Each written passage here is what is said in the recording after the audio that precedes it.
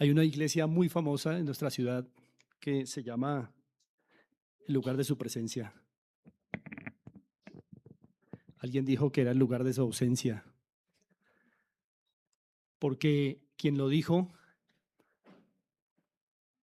notó que allí no se predica la palabra de Dios. No es una verdadera iglesia. Si hay un momento, hermanos, en el que Dios hace presencia especial entre su pueblo es cuando se predica públicamente la palabra de Dios. Este momento es muy importante. Todo en el culto es importante, pero si hay un momento en que la presencia de Dios se mueve entre nosotros de manera muy especial es cuando Él habla. Usted sabe que alguien está presente cuando Él habla. Entonces, hermanos, vamos a estar muy atentos delante de la presencia del Señor escuchando su palabra. Vamos ubicados ahí en Primera de Pedro, capítulo 2, a continuar con nuestro expositivo de esta carta y hoy consideraremos estos dos versos que nuestro hermano Johan nos compartió. Primera de Pedro, capítulo 2, versos 11 y 12. Recuerden, hermanos, que la última vez que estuvimos considerando esta carta preciosa, hablamos de que la iglesia es el Israel de Dios en el nuevo pacto. Esto es muy importante. Y eso lo aprendimos por la identidad que la Biblia dice que tiene la iglesia. Es linaje escogido, real sacerdocio, nación santa y pueblo adquirido por Dios. De hecho, muy providencialmente en la lectura de Oseas de esta mañana, se hablaba de Dios revirtiendo su castigo a un pueblo al que Dios le dijo: no pueblo mío, ahora pueblo mío. Pero ese ahora pueblo mío es lo que ustedes leen en el verso 10. Vosotros que en otro tiempo no erais pueblo, lo a mí, pero que ahora sois pueblo de Dios, a mí, que en otro tiempo no habíais alcanzado misericordia, pero ahora habéis alcanzado misericordia. La iglesia es el Israel de Dios en el nuevo pacto, hermanos. Tenemos esa identidad hermosa.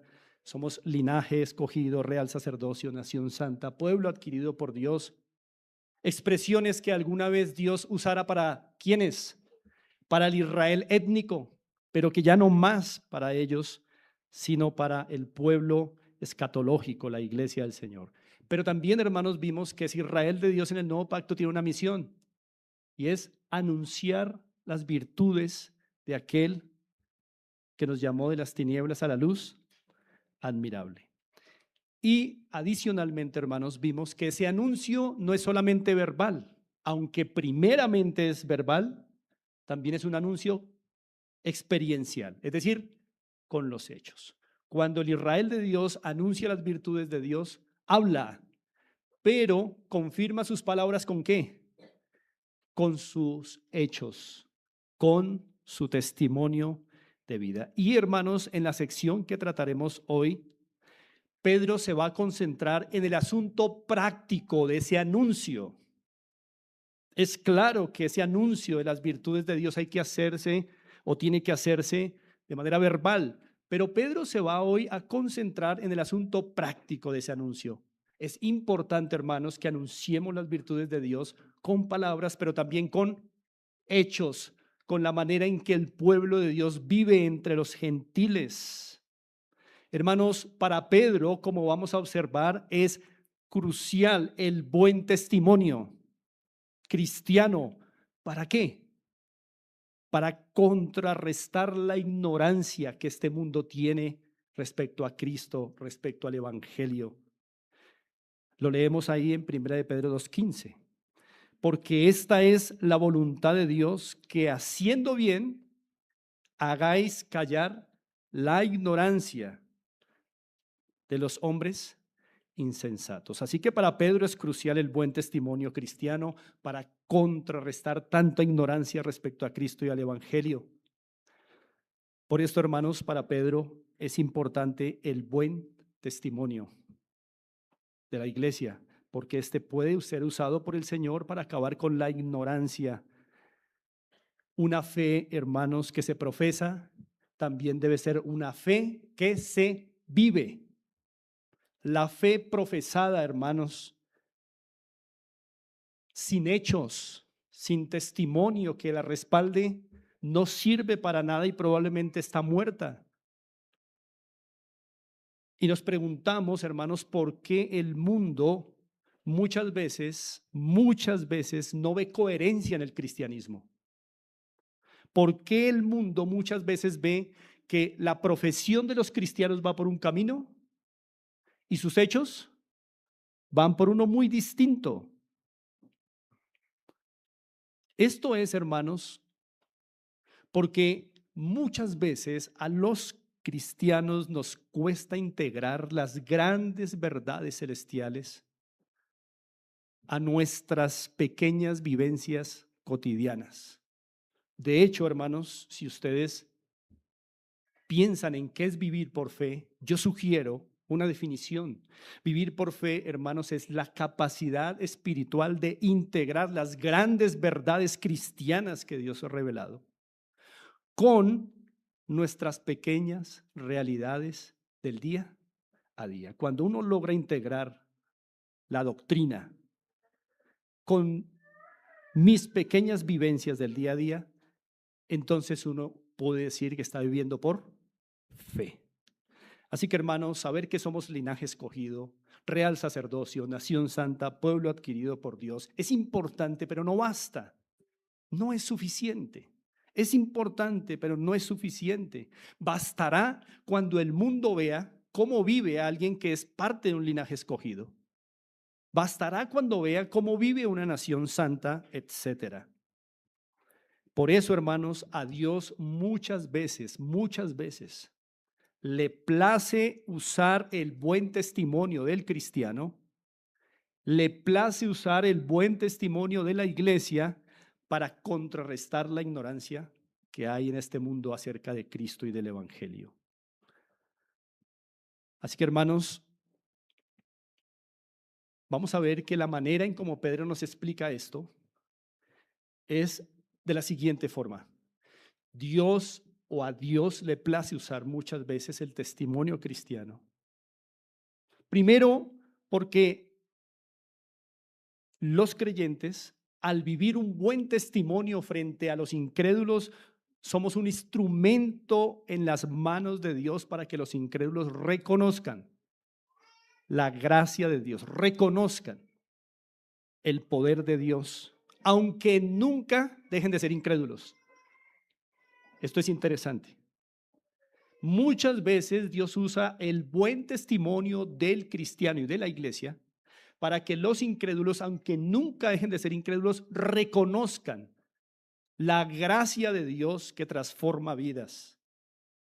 Pero también Dios en muchas ocasiones le place usar el buen testimonio del cristiano y de la iglesia como un instrumento para que los gentiles, los que no hacen parte del pueblo de Dios, puedan no solo reconocer la gracia de Dios, sino conocerla. Es decir, que vengan a ser salvos. Pero, hermanos, si como cristianos queremos ser usados de esa manera en este mundo, tenemos que vivir vidas como las que dice el verso 12. Manteniendo buena vuestra manera de vivir entre los gentiles. Mantener en el tiempo buena nuestra manera de vivir. Por eso, hermanos, muchas veces cuando escuchamos esa frase de cristianos que dan mal testimonio, diciéndole a incrédulos, usted no me mire a mí, usted mire las verdades que estoy diciendo. Esto es totalmente incongruente para Pedro. Para Pedro, el testimonio verbal tiene que estar confirmado por hechos concretos que confirmen este testimonio. Miramos las palabras del hombre, pero también miramos al hombre que habla esas palabras. Tengámoslo presente. El impío con el que usted convive día a día no está solo escuchando sus palabras, sino está viendo al hombre o a la mujer de donde proceden esas palabras.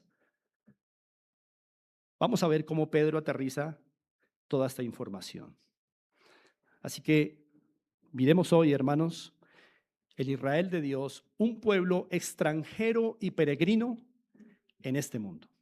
Y lo primero que quiero que veamos es cómo Pedro llama al pueblo de Dios a la vigilancia privada. Veamos primero la vigilancia privada del pueblo de Dios como extranjero y peregrino. Leamos nuevamente el verso 11. Muy atentos. Amados, yo os ruego como a extranjeros y peregrinos que os abstengáis de los deseos carnales que batallan contra el alma. Noten, hermanos, el tono pastoral en el que Pedro se dirige a sus lectores.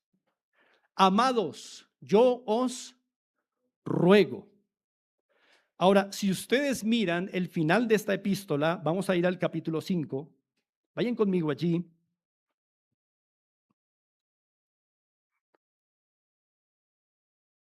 Primera de Pedro, capítulo 5.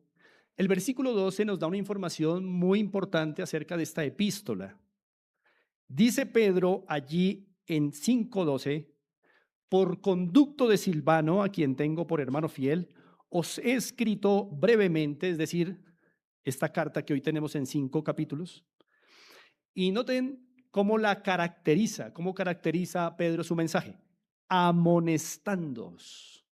Lo que quiere decir que el tono transversal de toda esta epístola es una amonestación. Todo esto son amonestaciones. Déjeme usar un sinónimo, exhortación. Aunque hay distinciones entre una amonestación y una exhortación, voy a usarlo de manera sinónima. Toda esta carta es una exhortación al pueblo de Dios, pero miren el tono pastoral en que Pedro lo hace. Amados, yo os ruego. Es decir, que esta es una exhortación en un tono muy cálido, muy pastoral, pero no por eso deja de ser imperativo que los creyentes obedezcan. De hecho, es un apóstol el que lo está diciendo. Y de hecho quedó como un mandato apostólico, ¿verdad? Hermanos, ¿por qué lo digo? Porque también la iglesia, cuando los pastores predicamos, no predicamos por autoridad propia, en el sentido de que no somos apóstoles. Predicamos con autoridad delegada, pero estamos predicando exhortaciones apostólicas, hermanos. Por lo cual todos ustedes y nosotros tenemos que obedecer, atender, hermanos. No son consejos buenos los que damos aquí. Aunque hablemos en tono pastoral y les digamos amados y les roguemos, es mandatos del Señor. Y así va a proceder Pedro aquí. Ahora, la exhortación entonces en el verso 11, ¿cuál es?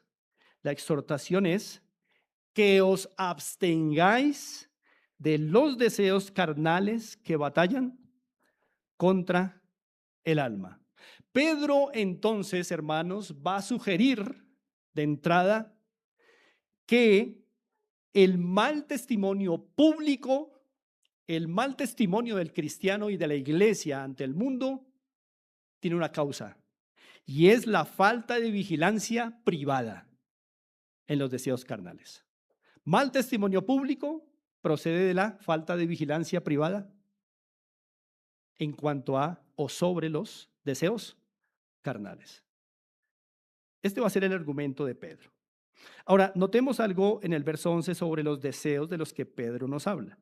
Se dice en el verso 11 que esos deseos son carnales, hermanos. Es importante porque Pedro usa 4 veces la palabra deseos, epitumía, aquí en su primera epístola, y en las 4 ocasiones siempre Pedro se refiere a deseos en su sentido peyorativo, es decir, negativo.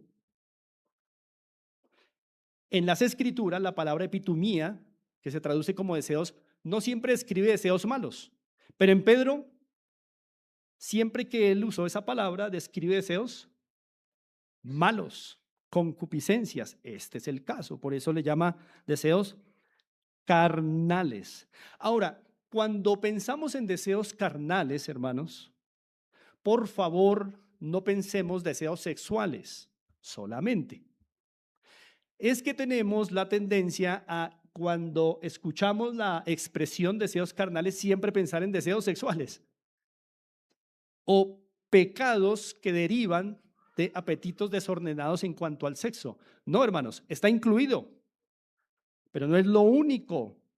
Cuando se habla de deseos carnales, se tiene en cuenta una gran gama, hermanos, de impulsos pecaminosos del alma, del corazón. Por eso, hermanos, desde la envidia, desde la falta de paciencia, hasta el deseo de matar a alguien, todo eso hace parte de la gran gama de deseos carnales, carnales. Entonces, hermanos, por eso los deseos carnales deben ser definidos como impulsos internos, desordenados, propios de nuestra naturaleza caída y de nuestra naturaleza egoísta. Y en eso hay una gran gama de deseos que caben ahí. Muy bien, hermanos. Habiendo aclarado eso, el verso 11 también nos dice algo más de esos deseos. No solo que son carnales, sino que batallan contra el alma. Hermanos, aquí se usa una figura literaria de la que aprendimos en bachillerato, la personificación. Ustedes recordarán que la personificación es esa figura literaria en la que se le atribuyen cualidades, se le atribuyen acciones o emociones humanas a algo que no es humano, ¿verdad? Y es lo que está haciendo Pedro aquí. Aquí Pedro está atribuyéndole a los deseos carnales algo que solo el ser humano puede hacer, que es batallar, ¿correcto? Entonces, ¿cómo está viendo Pedro a los deseos carnales? Él los está viendo como una fuerza militar bien organizada que busca aniquilar la vida interior del creyente. Y usted y yo tenemos que ver los deseos carnales así. No como cosas pasajeras e inocuas, sino como una fuerza militar bien organizada que está ahí buscando la aniquilación de nuestro ser interior. Por eso esa palabra que Pedro usó aquí, batallan, es muy importante. Estrateuontai significa prestar servicio permanentemente. Es decir, los deseos carnales están prestando servicio permanentemente en el alma, intentando destruir nuestras almas. Por eso los deseos carnales son tan peligrosos. Por eso, hermanos, tenemos que tomar medidas serias, contundentes, día a día contra ellos, porque están prestando servicio militar. Son una fuerza militar organizada que busca la aniquilación de nuestro ser interior. ¿Y qué es nuestro ser interior? ¿Qué es el alma? El alma, hermanos, es esa dimensión interior nuestra que se relaciona con Dios. El alma es esa dimensión interior que se relaciona con Dios a través de los pensamientos, a través de los afectos y a través de las decisiones. Miren ustedes, hermanos, la magnitud del objetivo militar de los deseos carnales.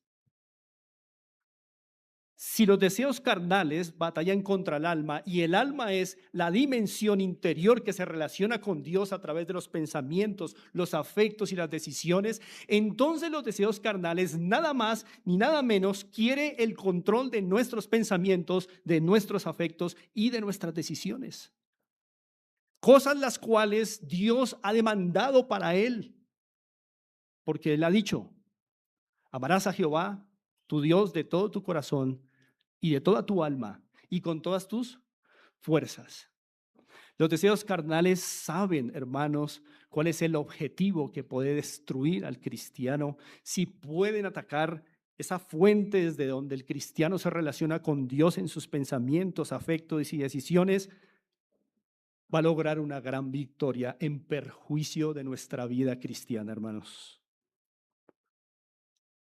Los deseos de la carne intentan conquistar nuestra mente, nuestros afectos y nuestra voluntad.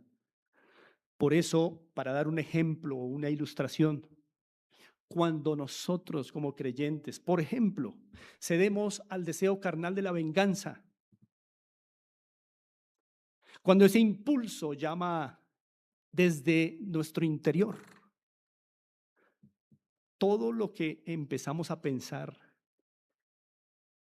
es cómo vengarnos. Hermanos queridos, cuando cedemos a un deseo de la carne, estos quieren tomar el control de todo lo que pensamos. Y poniendo el ejemplo del deseo de venganza, esa pasión horrible que quema, entonces usted y yo tal vez nos hemos visto pensando solamente en función de la venganza, con afectos vengativos y finalmente unas decisiones que van a hacer que nos venguemos. Es curioso, hermanos, que los deseos carnales surjan del corazón, ¿estamos de acuerdo? Los deseos carnales no vienen de afuera, con el viento. Los deseos carnales están dentro y desde dentro de donde surgen, es interesante que quieran destruir también el interior. Surgen de dentro y quieren destruir el interior. Surgen del corazón y quieren destruir el corazón. Es como una enfermedad, hermanos, que se cría dentro del organismo y que luego, ¿qué hace con el organismo? Lo destruye. Así son los deseos carnales. Ahora, el verso 11, hermanos, dice que los deseos carnales son contrarrestados a través de una estrategia. ¿Cuál es? Nótenlo ahí. Voy a dejar que ustedes lo descubran. Hay una estrategia que Pedro enseña para contrarrestar los deseos carnales que batallan. Muy bien, la abstinencia. Os ruego que os abstengáis. Los deseos carnales batallan contra el alma, quieren el dominio de la mente, afectos y voluntad del creyente, pero se le llama al creyente también contrarrestar esa batalla con otra estrategia y es la abstinencia. Hermanos, la abstinencia sigue siendo el método anticonceptivo más poderoso. No me refiero a la anticoncepción de la vida en el sentido de la vida humana, aunque la abstinencia también sigue siendo el método más efectivo o anticonceptivo más poderoso, pero me refiero a la concepción del pecado. La abstinencia, hermanos, sigue siendo el método anticonceptivo de pecado más poderoso. Cuando Pedro dice a los creyentes, nos dice a nosotros, os ruego que os abstengáis, usó un verbo en griego en voz media. Apagesai, ¿qué significa en voz media? Los verbos en voz media o reflexiva en griego son significativos porque implican que el sujeto de la acción realiza la acción, pero la hace hacia sí mismo, por eso voz media o reflexiva. Él hace la acción, pero esta acción es para él mismo. Es como si Pedro estuviera diciéndonos acá, restrínjanse a ustedes mismos. Ustedes tienen que restringir, pero háganlo para ustedes mismos. Manténganse alejados de ustedes mismos, porque la palabra apegestai significa mantenerse alejado. Eso es, os abstengáis. Manteneos alejados. Es como si Pedro estuviera diciendo, aléjate de ti mismo. Hace muchos años leí un libro de un alemán, Hermann Hesse, una frase allí impactante. El hombre es lobo del hombre. No era creyente, pero dijo una verdad que hasta un incrédulo puede reconocerla. El peor problema de uno es uno. El hombre es lobo del hombre. ¿Cómo mantenerse alejado de uno mismo? Pedro está hablando del desdoblamiento. ¿Cómo mantenerse alejado de algo que está en uno? Si los deseos están dentro, como Pedro nos dice, manteneos alejados, a ustedes mismos de ustedes mismos. Hermanos, en la historia de la iglesia han habido varios ejemplos de hombres que intentando huir de los deseos carnales han hecho cosas muy curiosas. Por ejemplo, Jerónimo. Jerónimo es un padre de la iglesia del siglo IV, más reconocido por ser el que tradujo todo el Antiguo y Nuevo Testamento desde sus idiomas originales hebreo y griego al latín, lo que se conoce como la Vulgata. Jerónimo, acosado un día por sus deseos carnales, dijo: me voy de Roma. En Roma es increíble cómo hierven mis deseos carnales. Y se fue para Calcis, un desierto en Siria. Años después, en unos escritos que hizo, escribió lo siguiente, cito: es más fácil salir de Roma que sacar a Roma del corazón. Escribió: mi rostro estaba pálido por el ayuno, pero mi mente ardía de deseos en Calcis, en un desierto. Él se enfrentó con una verdad de la que Pedro ya nos advirtió aquí, y es que para uno huir de los deseos carnales no puede trasladarse de ciudad o de país. Allí van con nosotros.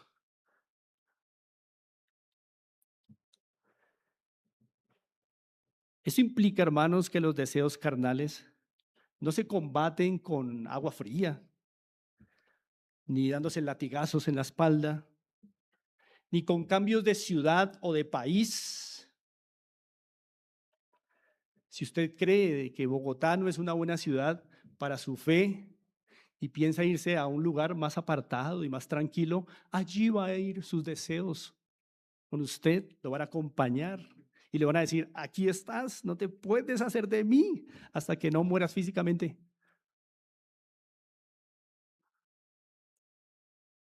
Hermanos, entonces, ¿qué significa apartarse de los deseos carnales? No es un alejamiento locativo, es decir, no es un alejamiento del lugar, es un alejamiento ético, no locativo. Es cuando el deseo llame desde el interior, cerrarle la puerta inmediatamente y mantenerlo del otro lado. Es no invertir, hermanos, ni un segundo de pensamientos ni afectos cuando aparezcan esos impulsos pecaminosos. Ejemplo: suponga que un prójimo suyo obtuvo algo que usted con gran esfuerzo no ha logrado obtener. El primer impulso que surge allí en su interior, ¿cuál es? La codicia y la envidia. Si usted se sienta unos segundos a pensar, cuando ese impulso ya llamó a la puerta, usted pierde. Por eso tenemos una expresión muy coloquial, ¿no? El que piensa, pierde. Y aquí se aplica mucho. Si el primer impulso aparece y usted piensa por un momento: uy, ¿cómo lo obtendría? Allí ya el deseo carnal que está batallando contra su alma empieza a tomar dominio de su mente. Y usted y yo sabemos que cuando toma dominio de la mente, después vienen los afectos, ¿cierto? Ya usted termina aborreciendo a esa persona y reprochando a Dios. Y después de los afectos, ¿qué le sigue? La voluntad. Usted toma decisiones. ¿Qué decisiones puede tomar alguien que ha sido presa de un deseo carnal como la envidia?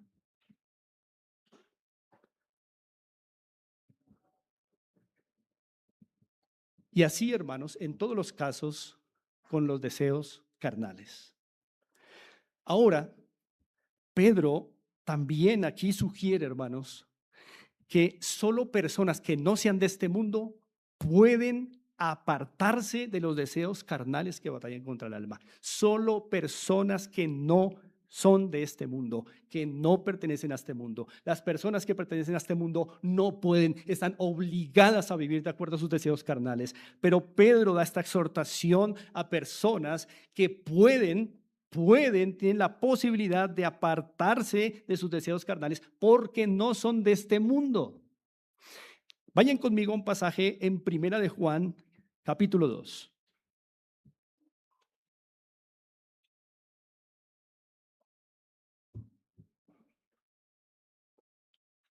Y consideren conmigo el verso 16. Primera de Juan, capítulo 2, verso 16. Dice así la palabra del Señor, Primera de Juan 2, 16. Porque, noten, todo lo que hay en el mundo, todo lo que hay en el mundo, y noten, los deseos de la carne, los deseos de los ojos y la vanagloria de la vida, no proviene del Padre, sino del mundo. Quiero llamar su atención sobre una afirmación que el apóstol hace aquí, y es todo lo que hay en el mundo e incluye en el mundo los deseos de la carne. ¿Lo notó?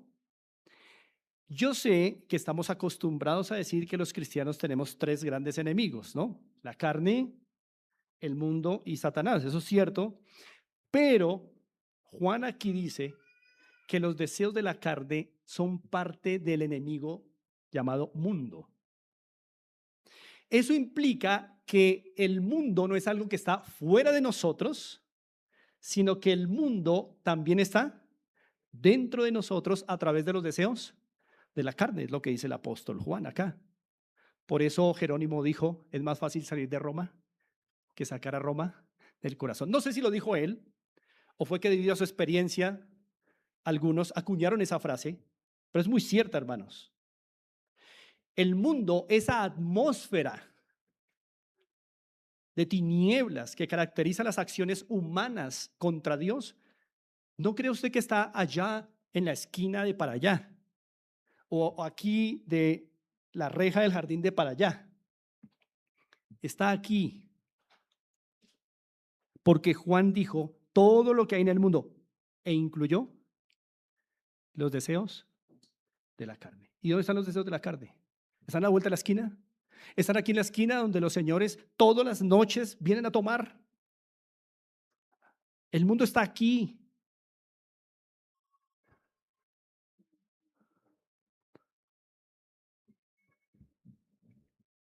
Por eso, hermanos, volvamos a Pedro.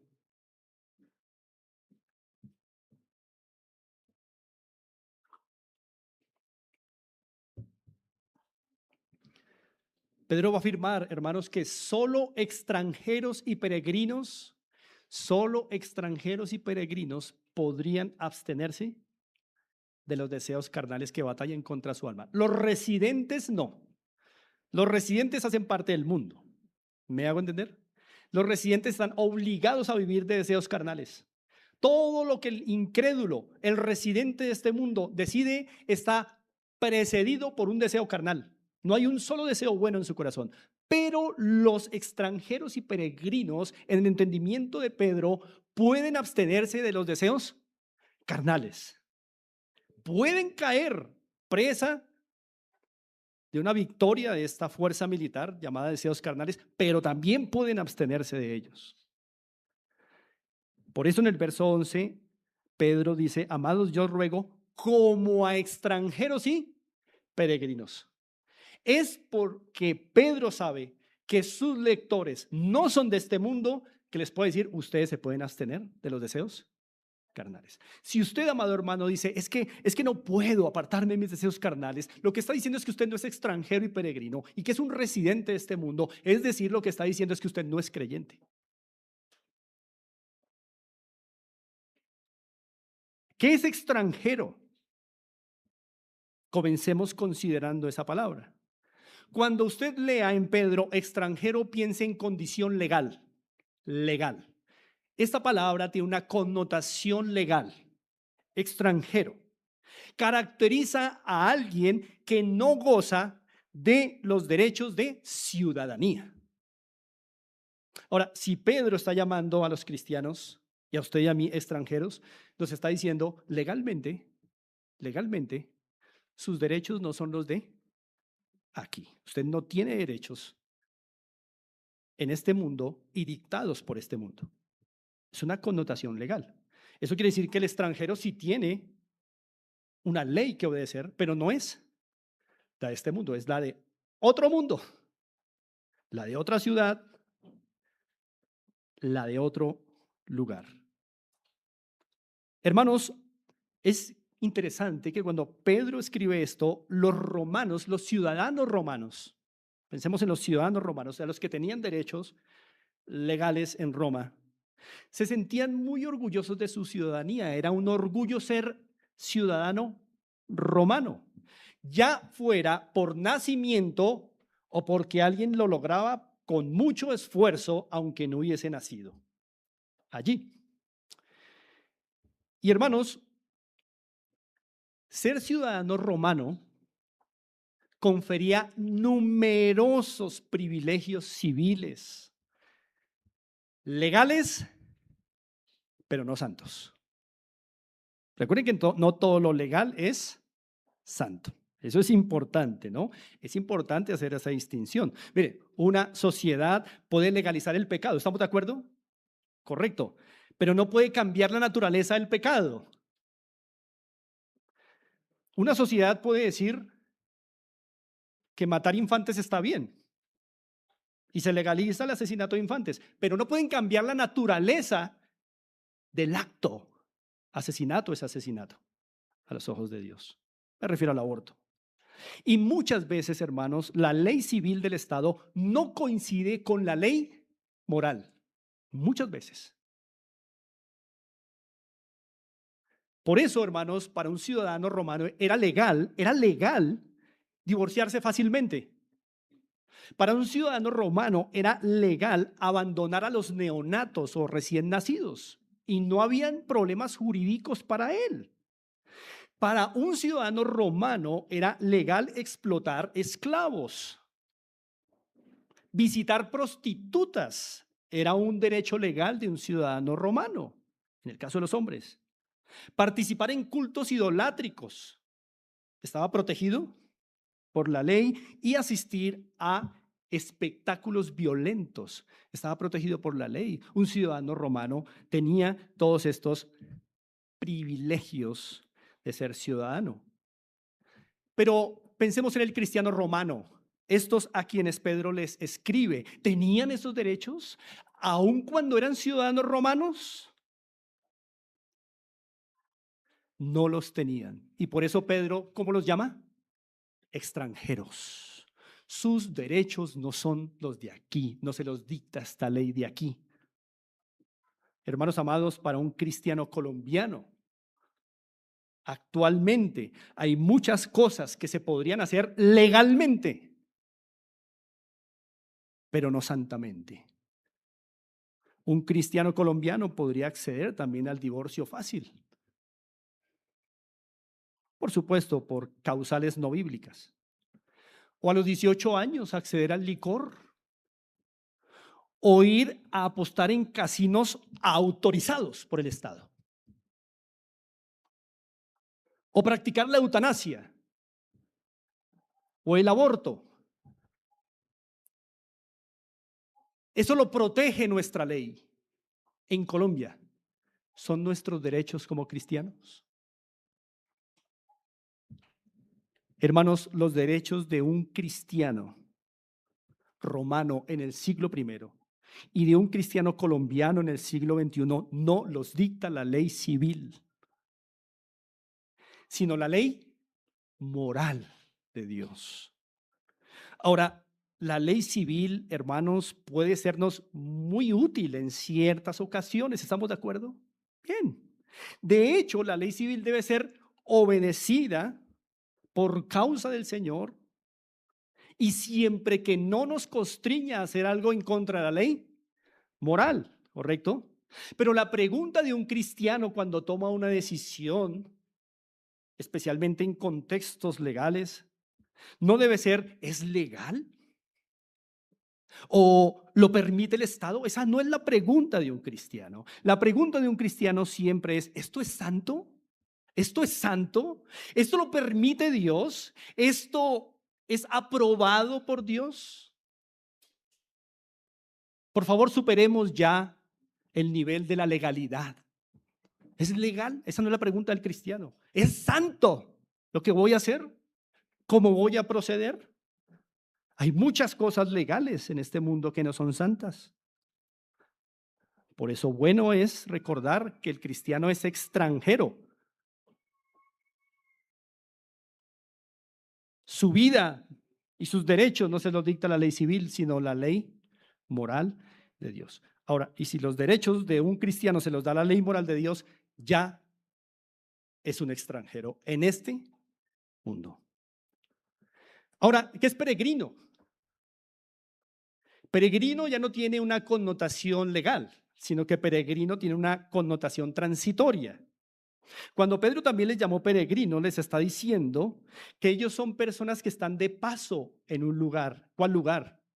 Hermanos, el Ponto, Galacia, Capadocia, Asia, Bitinia y Colombia. Estamos de paso aquí, hermanos, somos peregrinos, no somos residentes. Los cristianos siempre, hermanos, están insatisfechos en este mundo. Ojo, insatisfechos no porque no pudieron lograr algo más de este mundo. Insatisfechos porque no encontramos en este mundo nada que satisfaga nuestros corazones. No hay, hermanos. Mire a su alrededor, no lo hay. Ninguna posesión, ninguna persona, ningún salario, ningún puesto, ninguna perversión, ningún pecado satisface el corazón de un cristiano. No hay nada aquí. Por eso estamos de paso. Quienes han leído El progreso del peregrino recordarán a estos dos cristianos entrando a la Feria de la Vanidad. ¿Lo recuerdan? Van allí por la Feria de la Vanidad y van mirando a lado y lado y no encuentran nada para ellos, pero la gente que está alrededor los está viendo y están diciendo, ¿y esos por qué no compran nada? Y llega uno y los increpa. ¿Por qué no compran nada? ¿Qué buscan? Y uno de ellos dice, solamente la verdad. No está en este mundo. Por eso no compramos nada en este mundo. Entiéndase la metáfora. Aquí no hay verdad. En este mundo nada es verdad, todo es mentira. Para los cristianos, hermanos, el mundo entero es una feria de la vanidad. No hay nada para nosotros. Lo único que en este peregrinaje alimenta a un creyente es el maná. Es Cristo diariamente, visto desde temprano, a ver cuándo cae ese maná, el cual tenemos si somos de Cristo. Sin embargo, siempre en este peregrinaje también está la tentación de dejar el maná para anhelar las carnes que estaban en esa olla en Egipto, allá cuando estábamos en el pecado, hermanos. Y se nos olvida nuestro peregrinaje. Así que el verso 11 nos ha mostrado, Pedro, que el cristiano necesita tener vigilancia privada e interna para poder dar testimonio. Y ahora pasemos de la vigilancia privada al testimonio público. En el verso 12 se nos va a hablar, Pedro nos va a hablar del buen testimonio público del pueblo de Dios. Ya habló de la vigilancia interna del pueblo de Dios, ahora el testimonio público del pueblo de Dios. Dice el verso 12 así: manteniendo buena vuestra manera de vivir entre los gentiles, para que en lo que murmuran de vosotros como de malhechores, glorifiquen a Dios en el día de la visitación al considerar vuestras buenas obras. Pasamos del nivel espiritual de la vigilancia privada al ámbito de lo público, ¿correcto? Pero noten el orden. Eso quiere decir que para Pedro es un prerequisito, antes de dar buen testimonio, vigilar los deseos de la carne. En ese sentido, el mal testimonio nuestro en la sociedad es porque no hemos vigilado nuestros deseos carnales. Así que, hermanos, al leer este versículo 12, esta porción de Pedro, podemos afirmar con Pedro algo, y es que la buena conducta cristiana tiene un propósito misionero.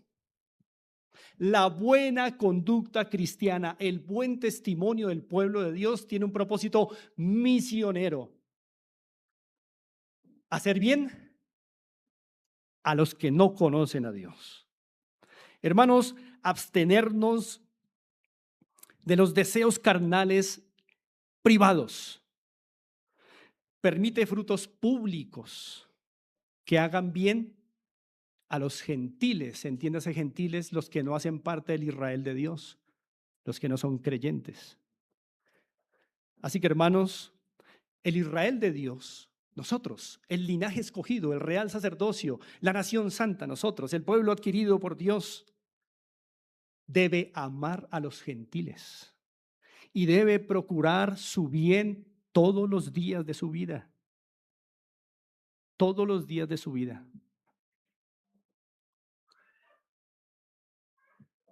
¿Y cómo llevamos a cabo eso, hermanos?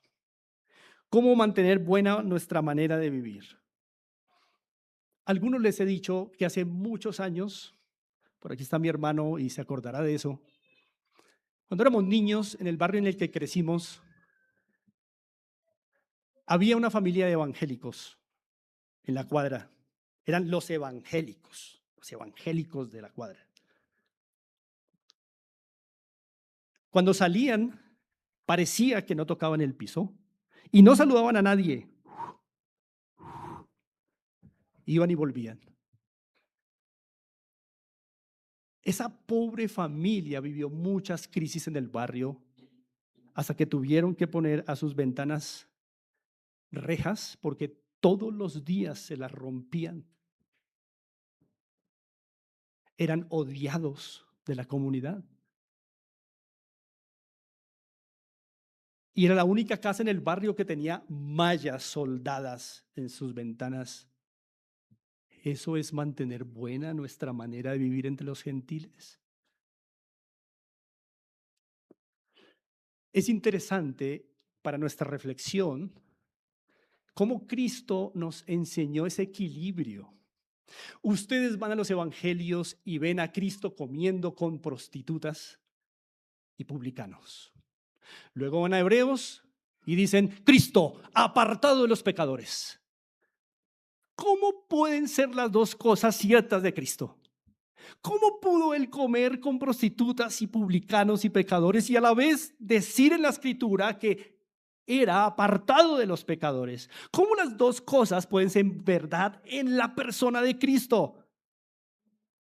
Por una razón, hermanos.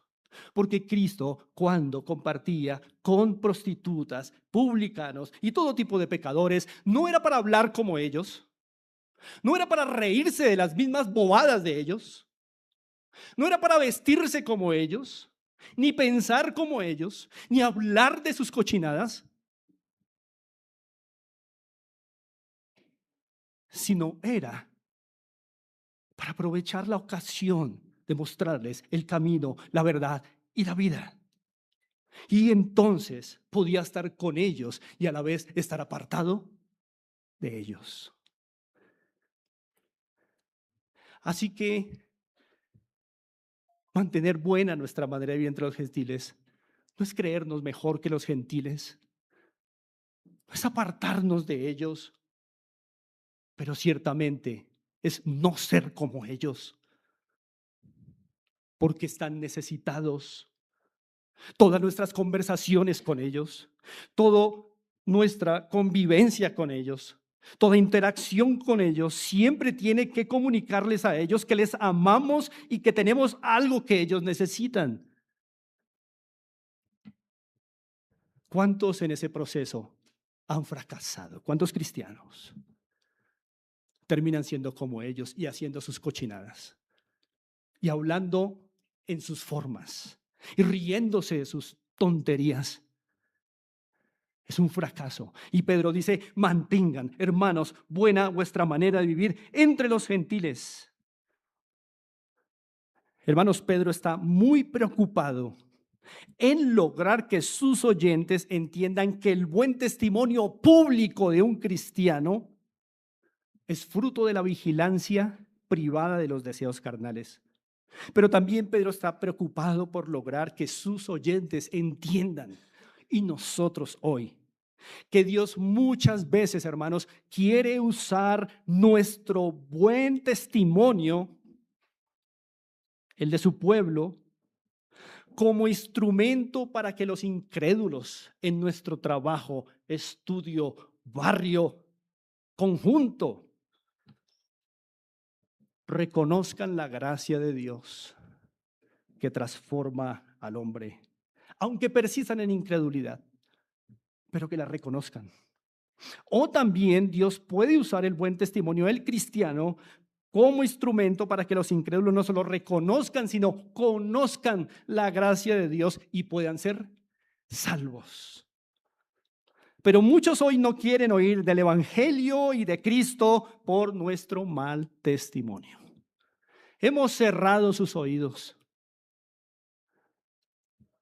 Por eso Pedro dice, manteniendo buena vuestra manera de vivir entre los gentiles propósito, para que en lo que murmuran de vosotros como de malhechores, ¿qué terminen haciendo? Glorifiquen a Dios en el día de la visitación al considerar vuestras buenas obras. ¿Ha pensado, ha considerado qué personas incrédulas colocó Dios en su camino? Si el Señor le dio un trabajo con incrédulos, esos son. Si el Señor le dio una carrera, son esos compañeros de estudio. Si el Señor lo puso a vivir en cierto barrio, son esos vecinos. Esos son los incrédulos que Dios nos dio para amarlos y ayudarlos con buen testimonio. Ahora, hermanos, los gentiles de este mundo, los incrédulos, se encuentran en distintos grados de oposición al Israel de Dios. Es decir, todo incrédulo en uno u otro grado se opone al Israel de Dios. Hay grados. Algunos gentiles son más gentiles, valga la redundancia. No atacan directamente ni al cristiano ni al cristianismo, pero si les damos motivos, nos acaban, murmuran. Pero hay otros gentiles que son más hostiles.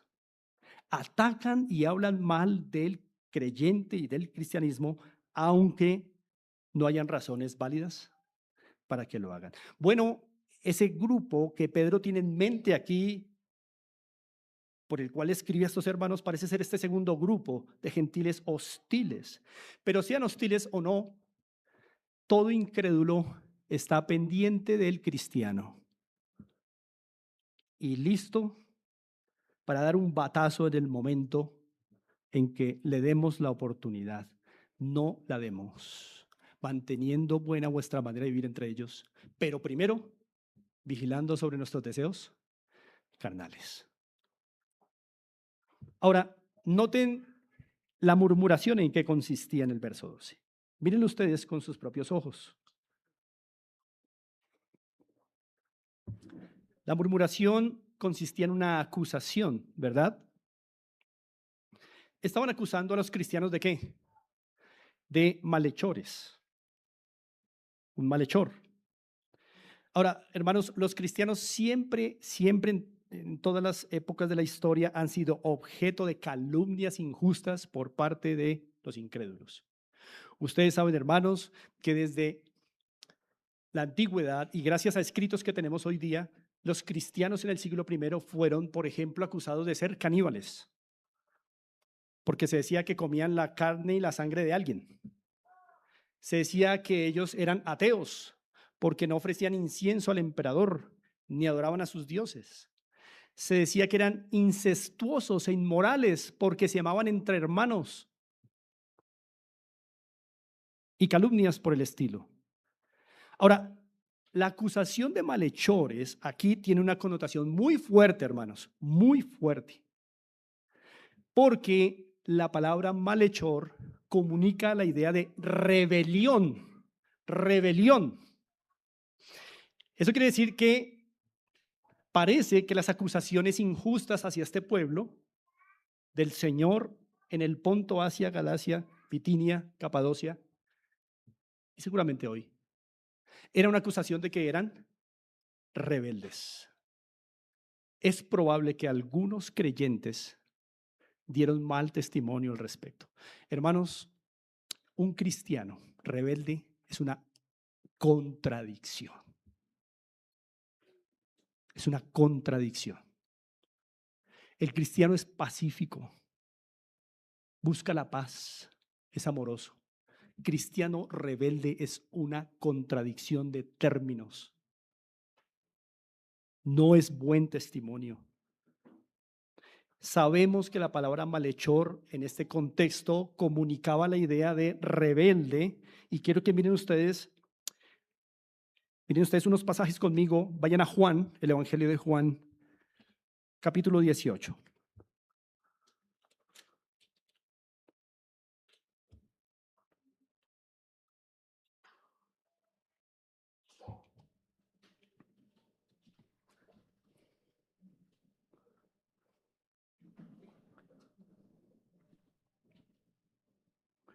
Juan capítulo 18, verso 29, léanlo conmigo. Dice así la palabra del Señor. Dice, entonces salió Pilato a ellos y les dijo, ¿qué acusación traéis contra este hombre? Es decir, contra Cristo. 30, respondieron y le dijeron, si este no fuera, ¿qué? Malhechor. Noten que a Cristo también lo acusaron de malhechor. Si este no fuera malhechor, no te lo habríamos entregado. Pero ahora miren Juan 19, 12. ¿Por qué acusaron a Cristo de malhechor? Dice Juan 19, 12. Desde entonces procuraba Pilato soltarle, pero los judíos daban voces diciendo, si a este sueltas, no eres amigo de César, todo el que se hace rey a César se opone. Es decir, esta era una acusación de rebelión contra César, que fue la manera en que los judíos hábilmente homologaron la blasfemia, según ellos, que no hubo, con la ley romana, el de la rebelión. Volvamos a Pedro. Entonces, hermanos, Pedro está diciendo a los creyentes y a nosotros hoy que el mundo no nos llame rebeldes.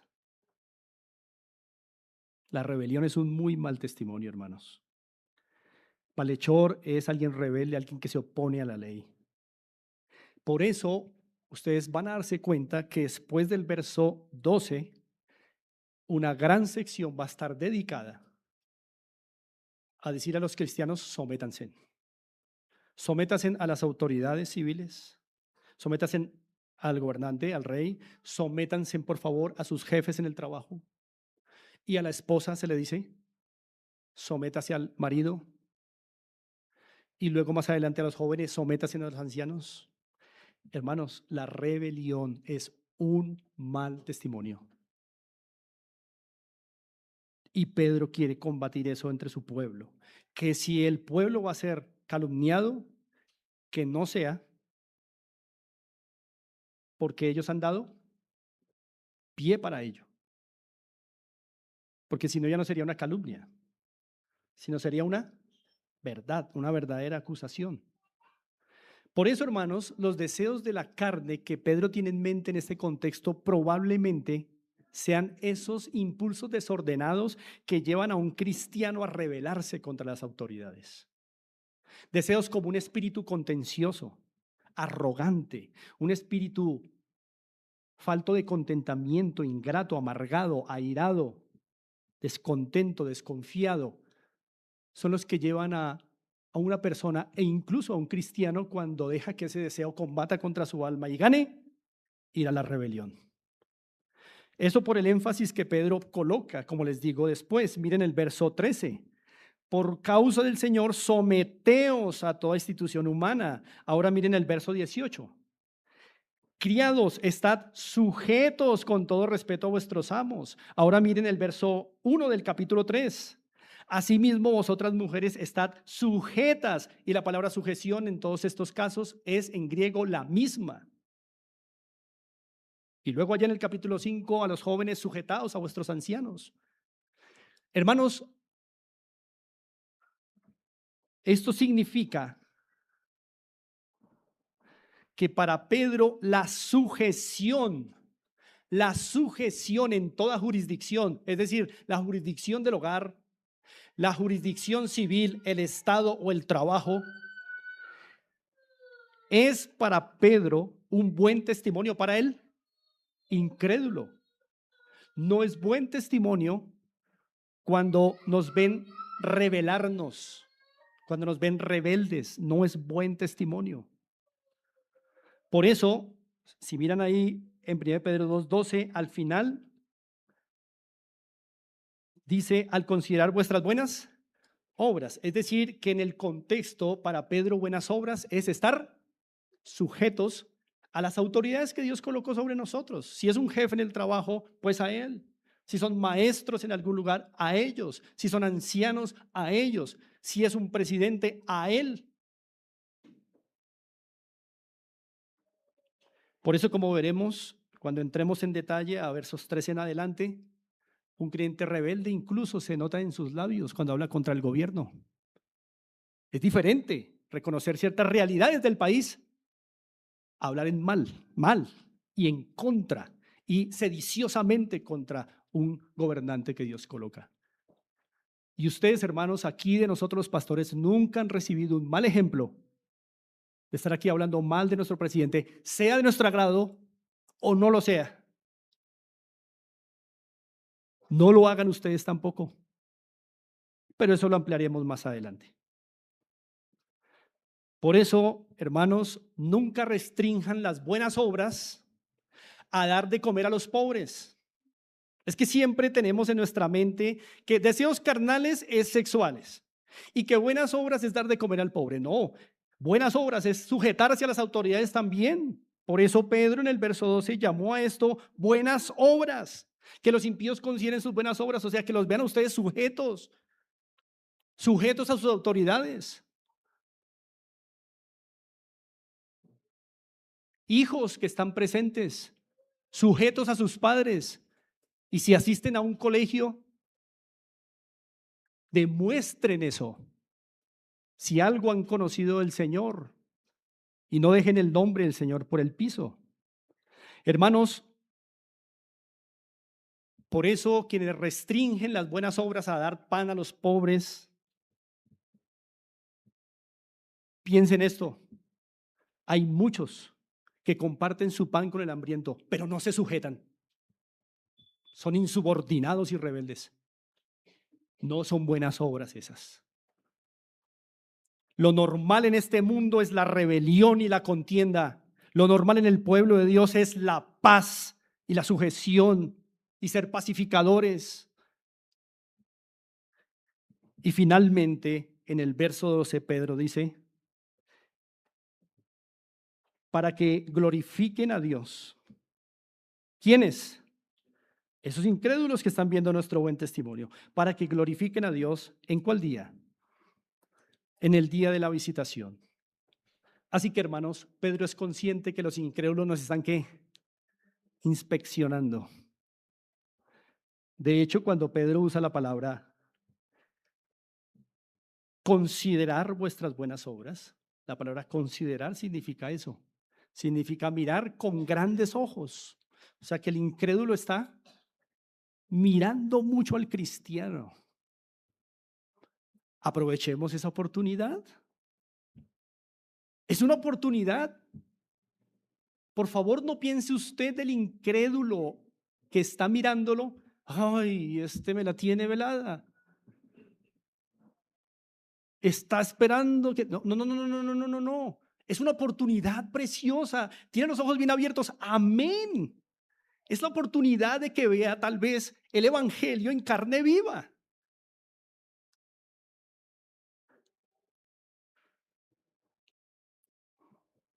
Por eso es bueno que los incrédulos no se inspeccionen, porque Dios está cumpliendo dos propósitos con ellos. Los está llevando a que reconozcan la gracia de Dios, así no se arrepientan. O también los va a llevar a que conozcan la gracia de Dios y sean salvos. Déjese usar, hermano, como Pedro nos dice acá. Ahora, los incrédulos van a glorificar a Dios por nuestras buenas obras en el día de la visitación. ¿Cuál es ese día, hermanos? Si pudiéramos traducir literalmente esa expresión, sería el día del episcopado o el día del obispado. ¿Cuándo va a ser el día del obispado? Episcopado. Recuerden ustedes que episcopo significa supervisar. como si estuviérase diciendo allí en el día de la supervisión. Es decir, Dios tiene un día de la supervisión. Y yo entiendo, hermanos, que el día del episcopado o el día de la supervisión puede ser en dos momentos. Uno, el día en que Dios visita a un incrédulo para su salvación. Es el día del episcopado de Dios. Viene a esa vida, se va a revelar esa vida, va a revelar lo profundo de su corazón para que sea salvo. Ese día, el incrédulo ya no es más incrédulo, ¿verdad? Y ese día, ¿qué va a decir el incrédulo de las buenas obras de los cristianos? Ah, qué hermoso. ¿No ha escuchado usted testimonios? Si tal vez usted no ha sido uno de esos testimonios hermosos en donde los incrédulos dicen, yo la verdad venía por este mal camino, pero vi el testimonio de mi vecino, de mi compañero de trabajo, y quise conocer qué tenía él que no tengo yo. Y bueno, vine a conocer al Señor. Este es el día de la visitación para ese impío. Pero ¿qué usó Dios? El buen testimonio de ese compañero de trabajo, de ese compañero de estudio, de ese vecino. Magnífico. Pero también el día de la visitación escatológico es el día final. Cuando los incrédulos que no se arrepintieron, por lo menos, reconocerán, tenían la razón. Ojalá hubiera accedido a esa gracia de la que me hablaba mi compañero de trabajo. Por eso era tan diferente. Ahora entiendo por qué mi compañero de estudio era tan diferente. Nunca accedí a esa gracia. La rechacé. No queremos que eso pase con el incrédulo, pero va a pasar. El punto es que usted y yo tenemos una responsabilidad. Mantener buena nuestra manera de vivir entre los gentiles, para que en lo que murmuran de nosotros, como de insurrectos o malhechores, o muchas otras cosas, glorifiquen a Dios en el día de la visitación, sea el día en que Dios los visite para salvación o el día de la visitación escatológica. Hermanos amados, termino con esto. Si ustedes pueden buscar en Google, hay un documento que está ahora disponible y con inteligencia artificial hay una muy buena traducción del latín que se llama La Carta de Plinio el Joven a Trajano, al emperador Trajano. Tal vez algunos ya la han leído. Es una carta magnífica. Es una carta histórica. Es real, no es un cuento, no es un mito. Es la carta de un joven gobernador. Un joven gobernador, curiosamente, del Ponto y de Bitinia, en el segundo siglo, Ponto y Bitinia, hacia donde Pedro dirigió esta carta. El emperador Trajano, por entonces, envió al gobernador Plinio a organizar los asuntos administrativos del Ponto y de Bitinia.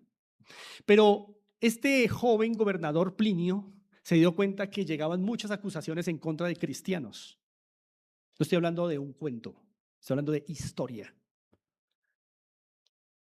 Y Plinio no sabía cómo enfrentarse a las acusaciones contra cristianos porque no había instrucciones imperiales sobre cómo proceder contra los cristianos. Y entonces él envía una carta a Trajano diciéndole, oh rey, y etcétera. Es una carta preciosa, en donde dice, no sé, soy ignorante de cómo tratar estos casos de cristianos. Pero el punto es que en uno de esos comunicados, Trajano, o más bien Plinio, debe investigar qué hacen estos cristianos como para que los estén acusando tanto.